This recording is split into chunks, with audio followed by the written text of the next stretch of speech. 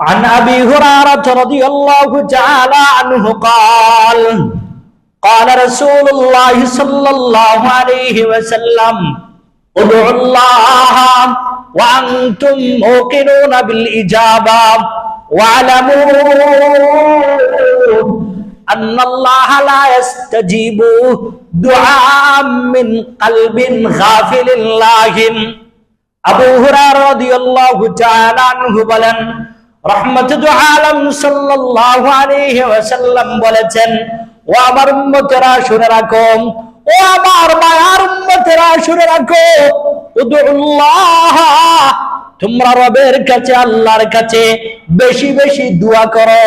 কি করো? বেশি বেশি দোয়া করো। বেশি বেশি দোয়া করো, বেশি বেশি আল্লাহর কাছে চাও। ওয়ান্তুম মুকিনুনা বিল ইজাবা, আর দোয়া করার সময়, আল্লাহর কাছে চাওয়ার সময় এই বিশ্বাস রাখো, এই ইয়াকিন রাখো, আল্লাহ তোমার দোয়াকে কবুল করবেন। সুবহানাল্লাহ। রাসূল বলেন, তবে একটা বিষয় খেয়াল রাখবা, একটা বিষয় খেয়াল রাখবা, এই বিষয়টা মনে রাখবা, ওয়ালামু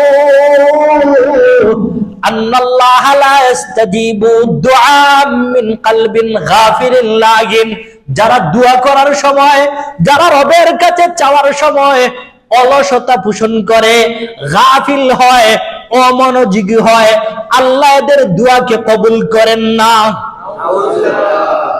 যারা দোয়া করার সময়, আল্লাহর কাছে চাওয়ার সময় গাফিল থাকে, অমনোযোগী হয়, আবার অলসতা পোষণ করে, রাসূল বলেন এদের দোয়া আল্লাহ কবুল করেন না।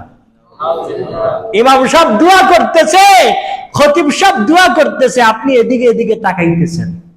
আচ্ছা না এরকম মানুষ?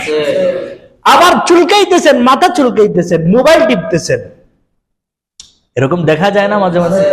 মোবাইল টিপতেছেন, মাথা চুলকাইতেছেন, দোয়া চলতেছে, পাশের আরেকজনের সাথে বৈশাখ কথা বলতেছেন, রাসূলের কথায় আপনি অমনোযোগী, আপনি অলস, আপনার দোয়া আল্লাহ কবুল করবে না।